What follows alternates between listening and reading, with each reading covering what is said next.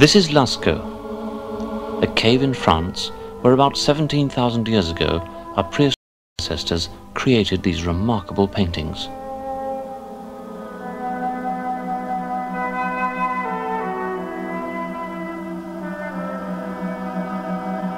Here, and in other caves, they depicted the animals that they saw all around them, and which they depended on for meat.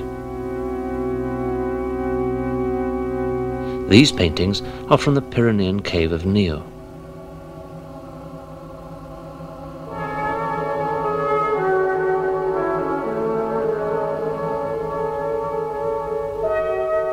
And these beautiful and unique sculptures of bison are from another Pyrenean cave, Le Touc d'Audebert.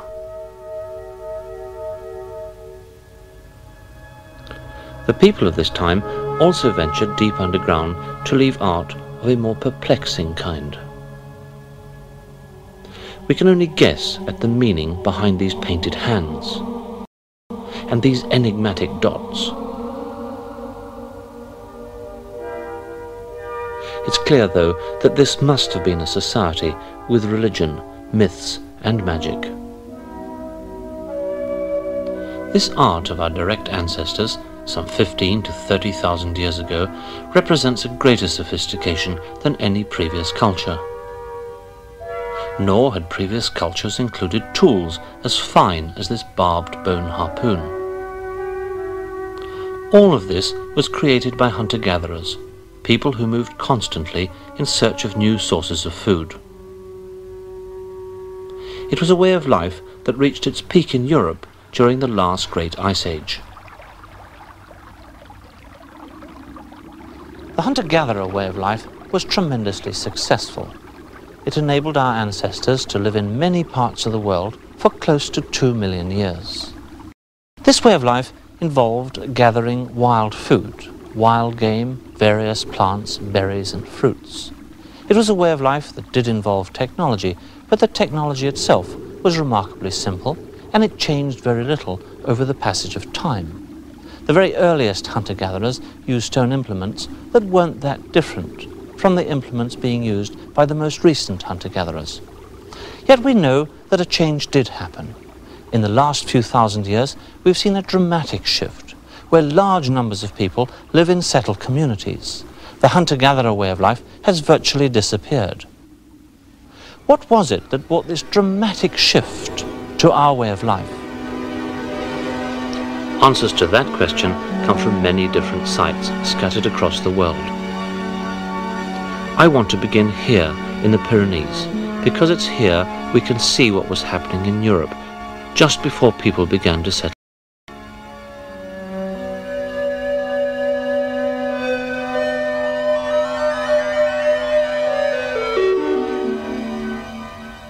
The few valleys that wind through the Pyrenees have always been heavily used.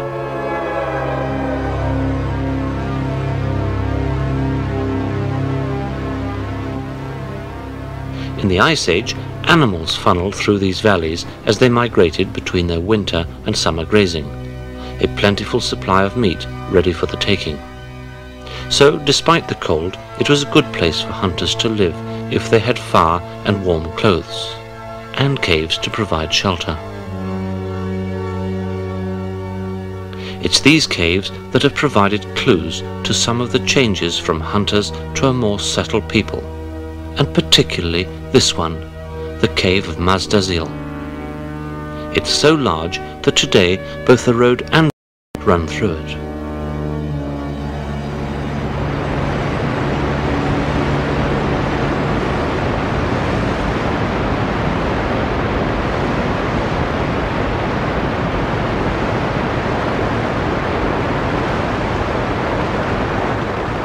People lived here for thousands of years, but most of the collections of their tools and artifacts that were found here have since been lost or scattered to the museums across France.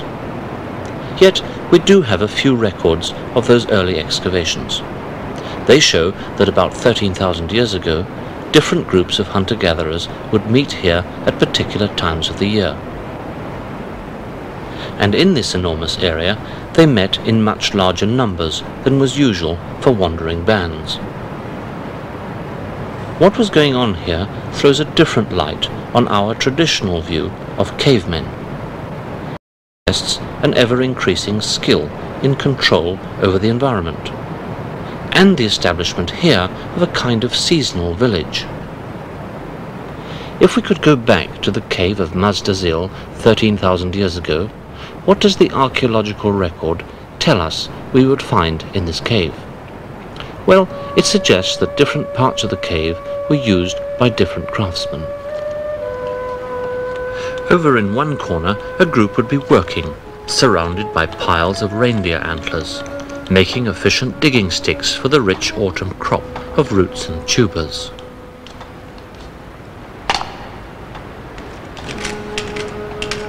It was a kind of production line. In another corner, the skilled toolmakers would be at work, perhaps the younger apprentices doing the initial work and the craftsmen giving it its final form. With this number of people, you'd need ways to organize the work, to settle disputes, so it's reasonable to suppose that chiefs and priests were now firmly in control. Settled communities can't emerge before this level of organization has been reached. Yet we know that these people didn't stay here all the time. Amongst the archaeological collections from this site were a large number of seashells. Some of them, like this one, are clearly a species that has come from the Mediterranean, which is close to 200 kilometers from here. They're also shells from the Atlantic.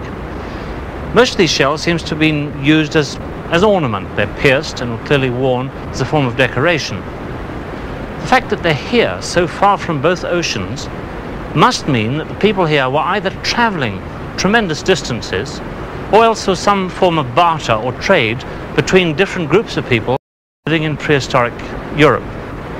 Quite clearly, people were on the move at that time.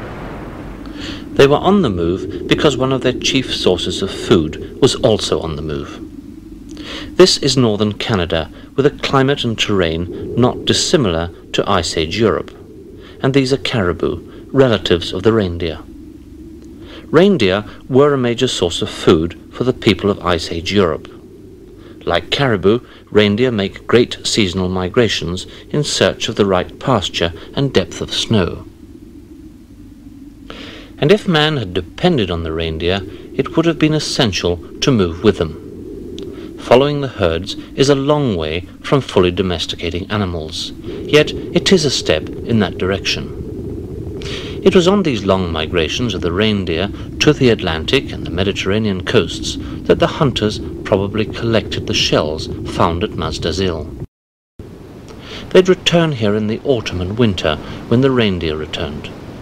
Here, in the Ice Age, the winter temperature would never rise above freezing. In summer, it wouldn't go above 55 degrees.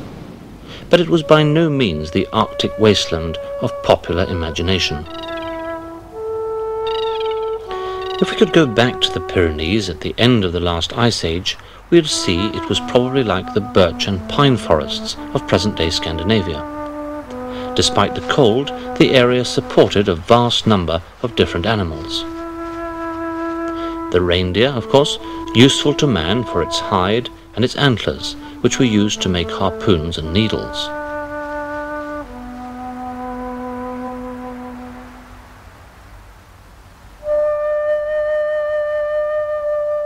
Others hunted the bison, often painted on cave walls, and no doubt prized for its fur and quantities of meat.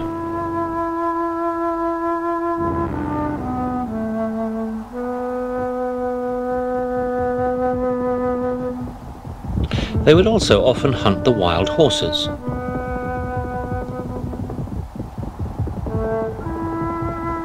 One of the most difficult animals to hunt is the ibex. It's shy and easily frightened by man, yet its bones are found in vast quantities in some early living sites.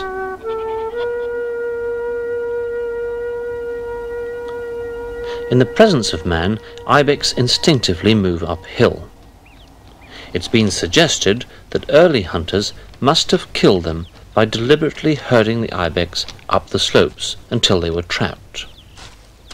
It's one indication of their increasing control over animals, and not just the ibex. The earliest known representation of any animal is this, the Würgelherd horse from Germany, 31,000 years old. It was probably a charm or talisman. Its owner carved this enigmatic sign on its neck. Ice Age artists clearly thought that the horse was important. They painted it frequently, showing that the special relationship between man and horse is very ancient. But what kind of relationship was this? The traditional view is that the horse was one of man's main sources of food. But could it have been more than this? One intriguing clue comes from the lines engraved on the muzzles of these horses' heads, which are around 13,000 years old. Are these purely decorative marks, as most prehistorians believe? Or is it conceivable that the artist in fact was drawing a horse's harness or bridle?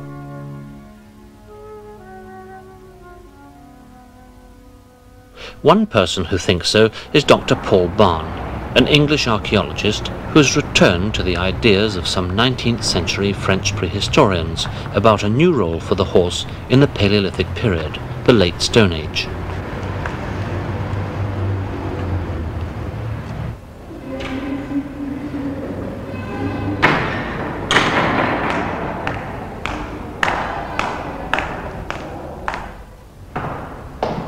He has been searching the museum collections of France for a particular piece of evidence. And in an obscure fossil collection in a Paris museum, he found what he was looking for: the jaw of a horse from this period. He believes that it could demonstrate an entirely new relationship between horses and humans in the Ice Age. Well, this is the front of the jaw of a horse of the Paleolithic period, and the incisors have been worn down in the normal way. The surface is very flat, very even. But this one, on the other hand, is the front of a horse jaw, also from the Paleolithic period, but with a rather different type of wear on its incisors. They've been worn into a rather chiseled shape, and the front is not flat, but rather undulating. Now, this type of wear has been associated with a phenomenon known as crib biting, which is still quite frequent amongst horses today. And it occurs when horses are confined, tethered, bored. And most authorities would agree that it's the sort of phenomenon which never, or at least extremely rarely, occurs in horses which run free. If this is indeed a sign of crib biting in Paleolithic horses, then there are several possible implications. First, horses could have been kept as pets, tame decoys for hunting, or even just a stock of live meat. On the other hand, it could be something rather more important involving riding horses, using horses as beasts of burden for traction, that sort of thing.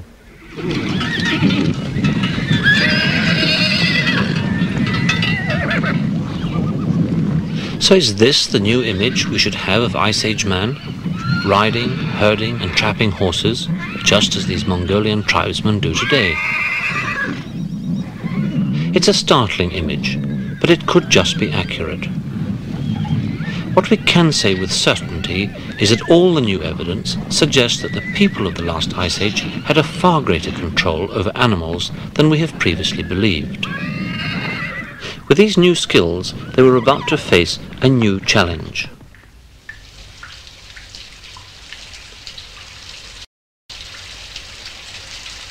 The Ice Age was drawing to a close.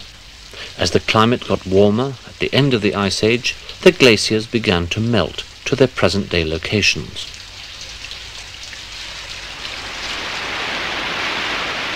A massive volume of water was released into the oceans of the world. This was a global phenomenon and not one exclusive to Europe. The ice was at its maximum some 18,000 years ago, and then gradually melted, leaving areas of high ground. As it did so, the familiar outline of our modern seacoast began to emerge, until some 9,000 years ago the process was complete, and we have the map of the world as we know it today, as well as the modern climate. Of course, the weather in Europe had changed many times before, but it was only after this last change that we find for the first time humans beginning to abandon the hunter-gatherer way of life and settle down. So is there a connection between the two events? And if so, what? The traditional view is that at the end of the Ice Age, the world climate changed very dramatically, and the resulting ecological changes brought a pressure on human populations, and this pressure resulted in the development of agriculture and a settling down process. I don't think it could possibly have been so simple.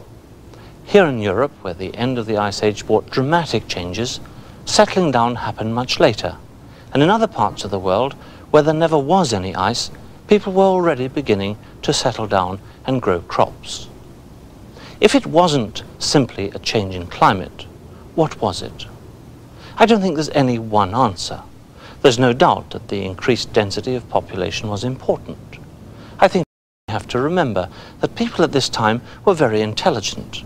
They had very sophisticated technology. They were essentially modern, like you and I. I think it's a combination of all of these things that we have to turn to for an explanation for this very dramatic shift. Sadly, we can't follow the story much further here in Europe. Many of the sites that might have given clues to later settlements have been destroyed, either during the Middle Ages or by intensive cultivation in later centuries. For the next stage, we have to go elsewhere. This is part of the Fertile Crescent that starts in the Jordan Valley and arches through Syria, Iraq, Iran and Turkey. We can trace that crucial shift in lifestyle in one small area of the Jordan Valley, and it serves as a good model for similar events in the world. This is the traditional starting point.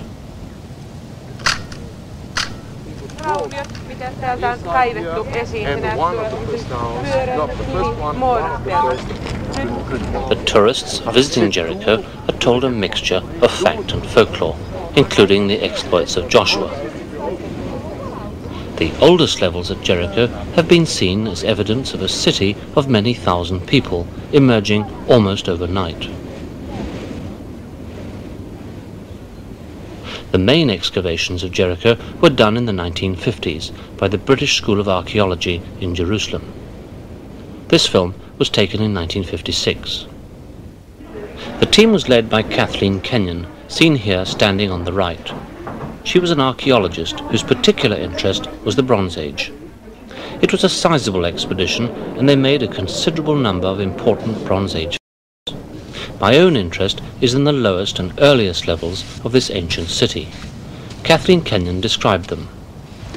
This wall and ditch belonged to a very early stage in the occupation of the site. By great good luck, our trench hit the place where the defences were strengthened by a great internal tower. Our excavations this year also revealed an extraordinary feature, that there was a staircase built through the centre of the tower. It had 20 stairs and went down 19 feet before opening through a door at the foot of the tower. Tower with its stairway is by far the earliest piece of architecture that has yet been discovered. The accepted view of Jericho was that it was an oasis site, and that it was running water that enabled the town to spring up. This stream runs through our camp at Jericho. Its source is the spring which lies at the foot of the great mound or tell. In fact, it is the cause and origin of the tell, because it was the spring which originally attracted men to the site. That view turned out to be only part of the story. I want to begin several thousand years earlier with these wild cereals. They were always part of the diet of early hunters and gatherers in these parts. But with a change of climate at the end of the Ice Age, they grew in far greater profusion and expanded into new areas. They're the clue to what happened here in the Jordan Valley. These wild cereals provided an abundant and constant source of food. To gather them, I'm using a sickle, identical to those found here in many prehistoric sites.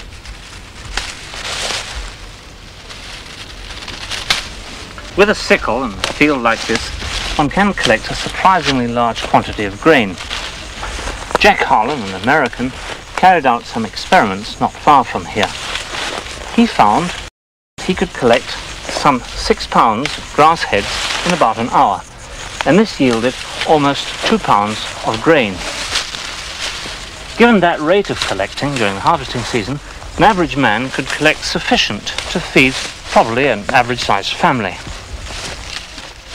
It's not surprising that with an abundance of food like this, and with the right technology, both for reaping it and for storing it, that people settled here. And indeed, one finds some of the very earliest settlements of the world in this area. These early settlements were established by a people with a distinctive culture. We call them the Natufians. This is one of their sites, Hayonim, in northern Israel. It's been excavated by Professor Ofer Bar Yosef of the Hebrew University in Jerusalem. He believes that this site represents an early stage of a long process that he can eventually trace to settlements like Jericho.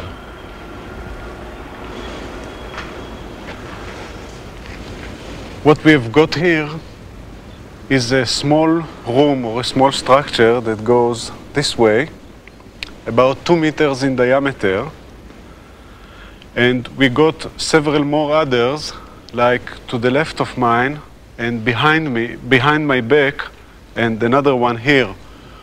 All in all, there are about 7 structures like this, rounded or oval structures in Hayonim cave, and these were all built by the Natufian people about 12,000 years ago. Surely the Natufians wouldn't have gone to the trouble of carrying these heavy stones and building these walls if they weren't going to stay here for long. This isn't a temporary, seasonal living space like Masdazil. It's much more like a permanent home. I tend to believe about 3 to 4 families lived permanently in this site. One more indication are these utensils like the mortars and pestles that we do find in great numbers inside the cave. And these were used for preparing perhaps wild barley, of which we found a few grains in this cave. And these are also made to be used on a permanent settlement. A large number of sickle blades have been found on Natufian sites. Even after 12,000 years, the sheen that comes from cutting grass stalks can still be seen. They were fitted into the horn handles using a glue made of plant resin to make an efficient sickle. It's evidence of the importance of grain to these people.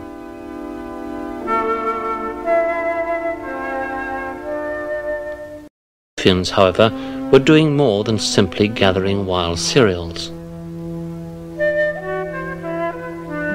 They were still hunters, and these are some of the arrowheads they used to hunt mainly the local gazelle. With this kind of technology and with the local abundance of food, the Natufians could begin to remain more or less permanently in one spot. And as they settled in places like Hayonim, we begin to see the emergence of hierarchies. Here they found the grave of an evidently important lady, buried with a necklace of wolf's teeth around her hips. The archaeologists call her the Queen Natufian.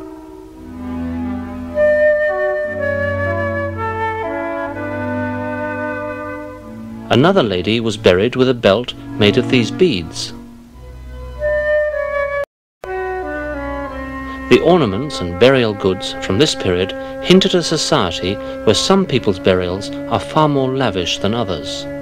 Society was becoming more organized and more settled. One of the very important consequences of this new way of life, this settled way of life, was of course the dramatic increase in the size of population. In effect, what happened was that the birth space in individuals was decreased when compared to the hunter-gatherer. In a hunter-gatherer community, infants are usually born on average once in every 4 years, whereas in a settled community, it's considerably less. The reasons for this can be seen in any urban community in the world. Mothers here may have to carry their baby some little distance, but a mother in a hunter-gatherer group will walk with her infant many miles. The hunter-gatherer mother cannot have another child until her first one can walk these long distances unaided. In the settled community, a mother can have children as frequently as biology allows. So, just as here, in these early settlements, the population would dramatically increase. The result of this increased population is, of course, a need for more and more food. Initially, this isn't too difficult. The food can be gathered wild in the fields, but after a relatively short period, even that would have become difficult, principally because one was going further and further from base, and one was also moving into other people's collecting areas. It's not difficult to see how one could go from collecting wild grasses to actually planting the grasses in and around the settlement. Surely some of the seeds would be growing there as a result of having fallen off and having sowed themselves quite naturally. By deliberately planting your crops, you can in fact ensure next year's crop. And new circumstances helped the planting of these crops. The present Dead Sea is only a remnant of a much vaster lake.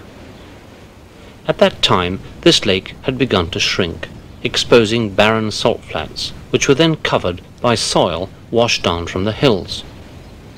It formed alluvial fans of rich earth, new land ideal for planting.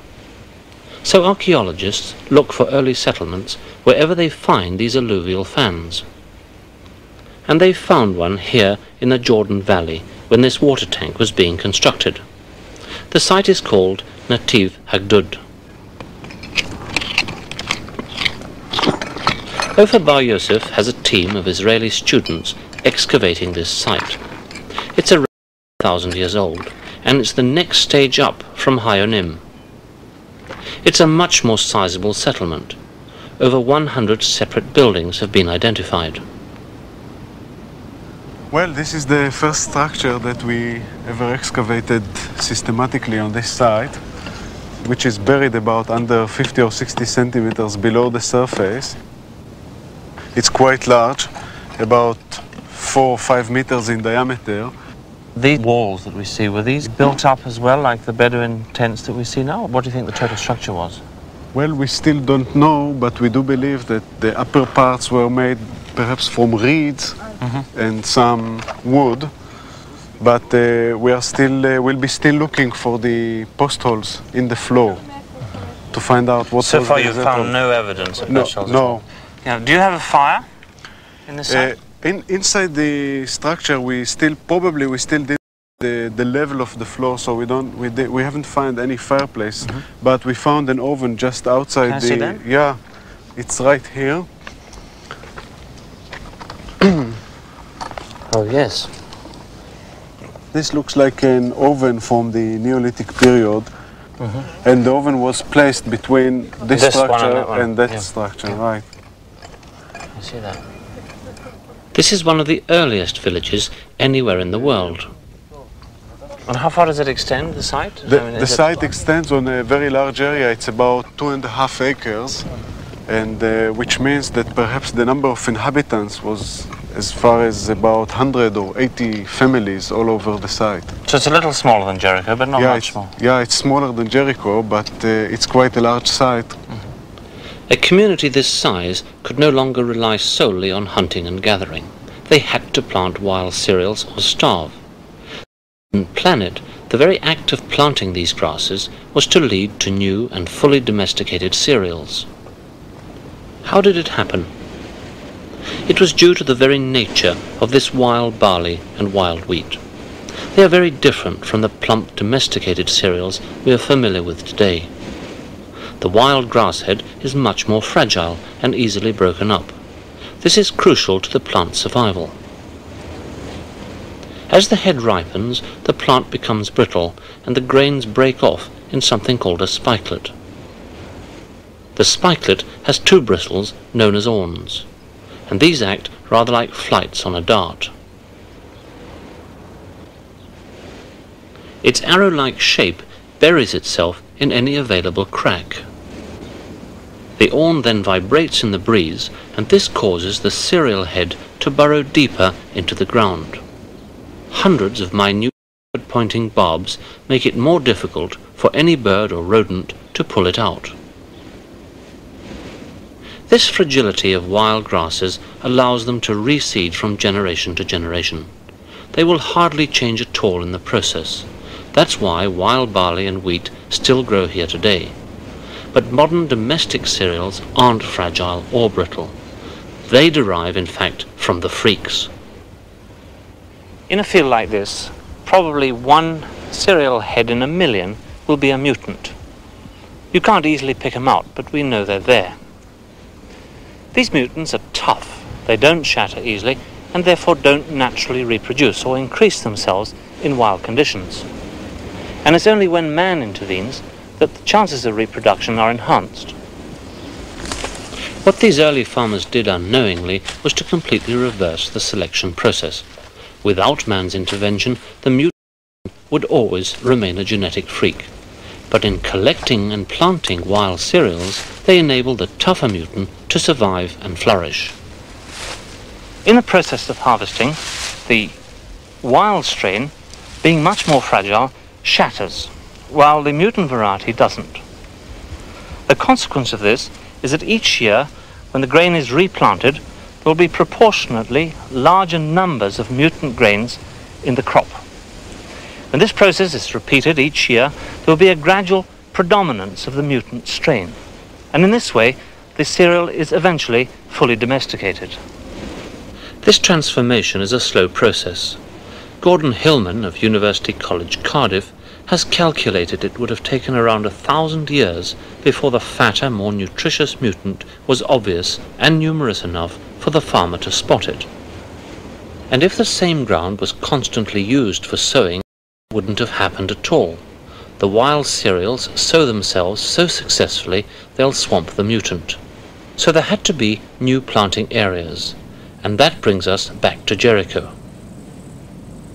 For Jericho too is built on one of those alluvial fans where the new soil washed down each year provided ideal conditions for planting and so for the successful emergence of domestic cereals. The discovery of other settlements on these fans show that Jericho isn't unique. It's part of a pattern. The oldest levels here represent the culmination of man's increasing control over wild cereals, a process that took several thousand years. If Jericho isn't after all the very first settlement here, it is nonetheless the most impressive. One intriguing suggestion that ties in with the theory of alluvial fans, the tower and walls were part of a flood defense built to protect the city from being swamped by the muddy water that was bringing down the new soil on which the city depended. By the time Jericho was established, some 10,500 years ago, mankind had reached a crucial stage in its long history. The development of agriculture, or the effective management of crops, had created a revolution, out of which increasingly complex societies emerged. Societies that could never go back to the former way of life of the hunter-gatherer.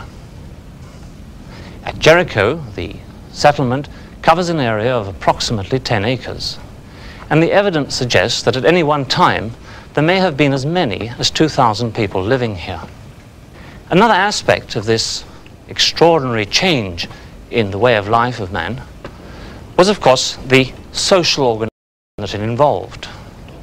Consider, for example, the building of these walls at Jericho, or the building of this massive tower. This needed more than just labor. It needed someone to plan it, someone to supervise it. It needed complex organization. It needed a hierarchical system. In a sense, a community spirit was developing.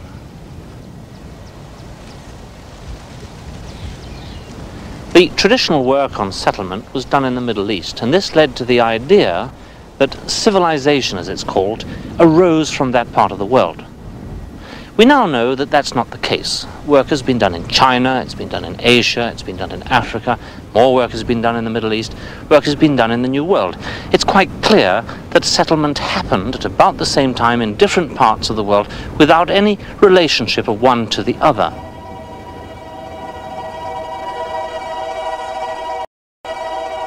This is the coast of Peru. Here, settling down took place in quite a different way from the Middle East.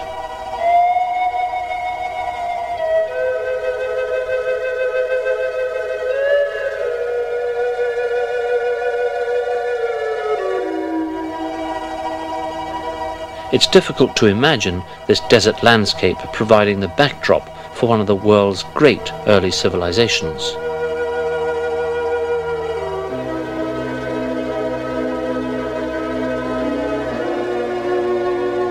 Here, the climatic changes at the end of the Ice Age brought about a virtually rain-free climate where not even the hardiest thorn can grow.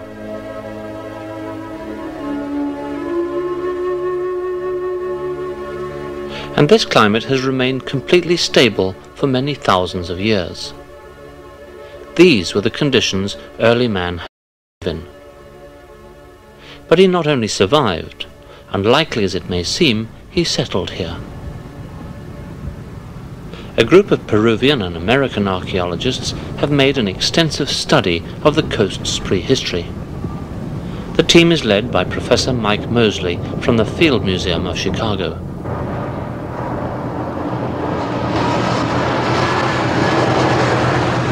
He's driving into the valley of Salinas de Chao, some 300 miles north of Lima. It's a very isolated area. No one lives here, and the road only exists because of a now abandoned mine. Ancient ruins were discovered here recently, and they show that this valley hasn't always been so empty.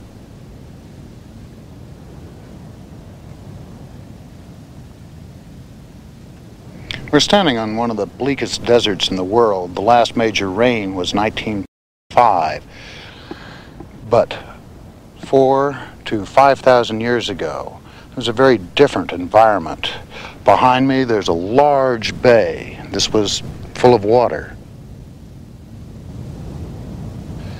This runs in to the back of a very large mound, perhaps the largest early mound that we have in South America. It should date about 5,000 years ago. It's a huge U-shaped platform.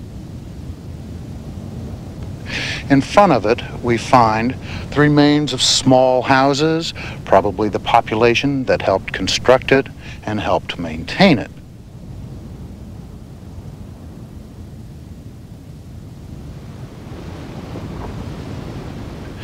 Separating the great mound from the hills behind me is a large wash. On the other side of the wash, against the hills, there are, again, remains of ceremonial construction.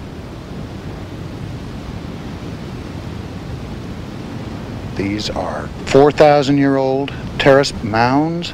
These have in front of them courtyards, rectangular courts, circular courts, and scattered around them are small houses, the dwellings of populations that probably built this particular site. This is all that we have that hasn't been washed out, but we would suppose, given the size of the architecture at the big complex and at the terraces, that in comparison to other sites that we have excavated, this one would certainly have required thousands of people. Mike Mosley isn't sure whether the large ceremonial mound is entirely the work of man or if it's a sand dune that was stabilized by covering its surface with rocks. However it was done, it's a major engineering project. So why did the people who built it settle in this unpromising spot? We find no traces of agriculture per se, plant foods as yet, but we find tremendous numbers of food remains from the sea. We have gastropods, or snails, that are sand-dwelling mollusks from the bay behind the mound. These are razor clams.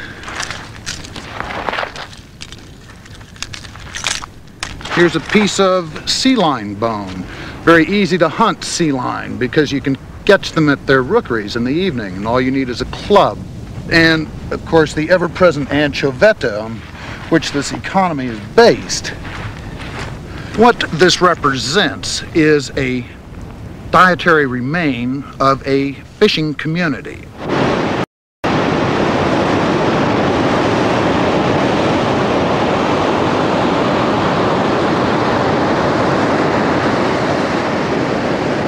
The early Peruvians exploited the harvest of the sea so successfully that they too, just as in the Middle East, could settle in one place in large numbers. The people of the coast still live off the sea, and many of their techniques have altered little in 5,000 years.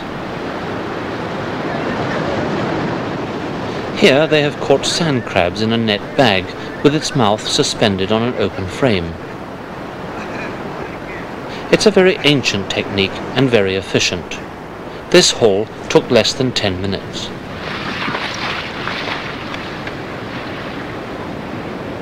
Many of the shellfish remains in ancient sites were probably caught like this. The modern fishermen of Huanchaco are carrying on a tradition that stretches back several thousand years. The nets may now be made of nylon, but the basic techniques remain the same. We know that because the knots the modern fishermen use are identical to the ones found on ancient fishing nets. Here's one of them, preserved over thousands of years in the dry Peruvian conditions. And these equally old boned fish hooks show that man was fishing with lines as well as with nets. The modern fishermen use these boats made of reed bundles, here drying out on the shore. We know this is also a very ancient design, because they're represented in moche pottery from this area that's thousands of years old.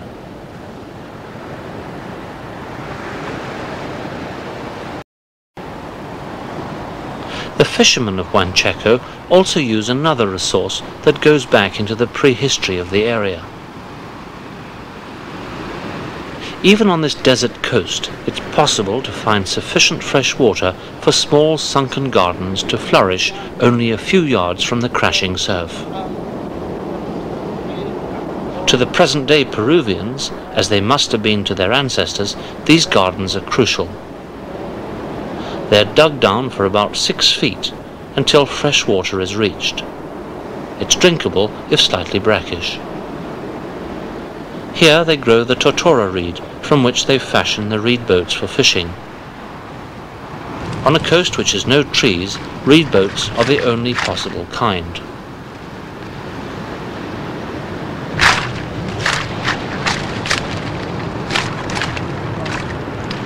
Agriculture developed on the coast in a completely different way from the Middle East. There was enough fresh water here to drink, but not enough to grow sufficient crops to feed the population. A large population in the desert could only be fed by exploiting the resources of the sea. So instead, agriculture developed in the service of fishing: reeds for boats, cotton for nets, gourds for fish floats.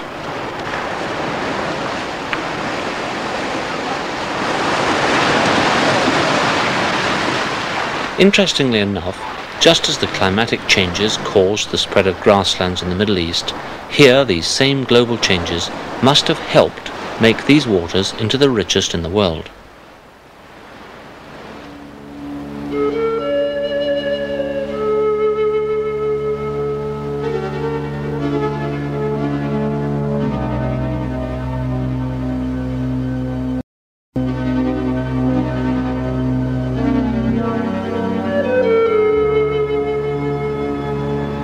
The deep ocean currents here create an upwelling which carries to the surface a tremendous concentration of nutrients.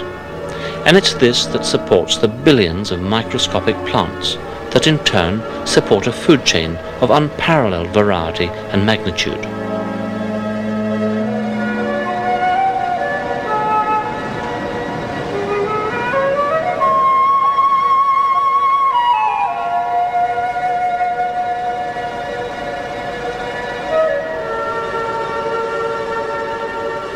There wasn't one fixed pattern for settling down. It happened in different ways depending on local conditions.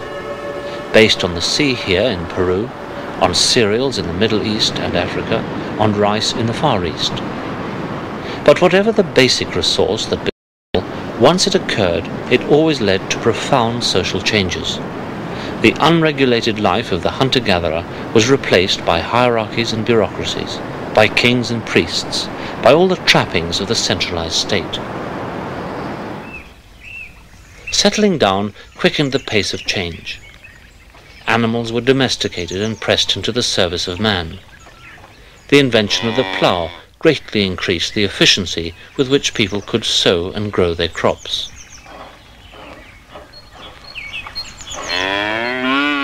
With domestic animals, there was now a permanent supply of fresh meat and milk in one spot. The hunter became the full-time farmer. People began to congregate in cities. They no longer had to go out and search for their own food. A specialist class grew up to provide it. The marketplace developed, and with it the growth of the cash economy. And everywhere in the world where people settle down, we begin to see the appearance of new domesticated crops. The cucumber was first cultivated in India, the aubergine in Southeast Asia, carrots in Europe, green peppers in Peru, lemons in Asia. New methods of preparing food developed rapidly, with skilled workers specializing in one job. The bread oven was one of the first of these new technologies, helping to feed an ever-increasing population. Settlement also meant the emergence of full-time craftsmen. They had a ready market for their wares, for now that people had a permanent home, they could acquire and keep an increasing number of possessions. With settling down, there came a rapid growth in materialism. Another crucial step was the invention of metallurgy.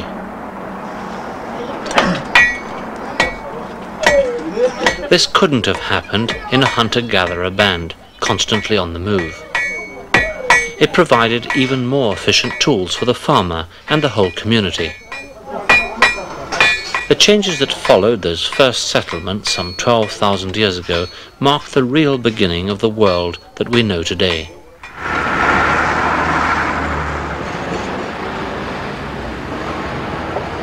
This new way of life undoubtedly brought great benefits. Most of us, especially in the better developed part of the world, lead more comfortable lives because of it, and few of us would wish to return to the life of the hunter-gatherer. Since a pattern of settled life was first adopted, there's been no going back. The change from the life of a hunter-gatherer to that of living in large communities in one place was a fundamental change. And over the last 100 centuries or so, what we have seen is a further elaboration on the basics that were first taken on when people began to live in these large groups. The changes represent a fundamental shift in gear. And the world that we now know, the world of art, of technology, of science, of culture, owe its roots to that beginning. Yet the settled way of life has brought not only benefits, but new and grave problems for our species. Overpopulation, overcrowding, pollution, and perhaps the greatest threat of all. With settling down came the beginning of that organized aggression that has continued to this day. Aggression that is symbolized by what happened here some 35 years ago. This is Hiroshima.